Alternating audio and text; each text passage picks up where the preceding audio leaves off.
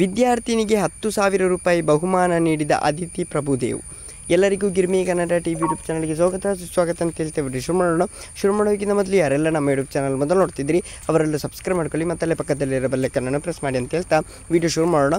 ಆದಷ್ಟು ಬೇಗ 1K subscribe ಕೂಡ ಕಂಪ್ಲೀಟ್ ಮಾಡೋಣ.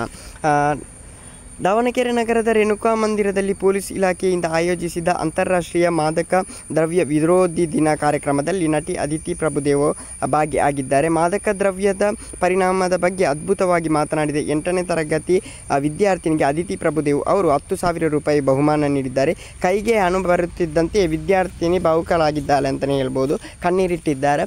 ಮಾದಕ ವಸ್ತು ಯಾರೆಲ್ಲ ಅದರ ಬಗ್ಗೆ ವಿರೋಧದ ಬಗ್ಗೆ ಭಾಷಣ ಮಾಡಿದ್ದಕ್ಕೆ ಅದಿತಿ ಪ್ರಭುದೇವ್ ಅವರು 10,000 ರೂಪಾಯಿ ಬಹುಮಾನ ನೀಡಿದ್ದಾರೆ ಅಂತಲೇ ಹೇಳ್ಬೋದು. ಓಕೆ ಗೈಸ್, ಮುಂದಿನ ನೋಡಲು ಸಿಗೋಣ. ಅಲ್ಲಿವರೆಗೆ ಲೈಕ್, ಶೇರ್, ಸಬ್ಸ್ಕ್ರೈಬ್ ಮಾಡಿ. Love you so much guys. ಹೀಗೆ ಇರಲಿ ಸಪೋರ್ಟ್. Thank you. ಬಾಯ್.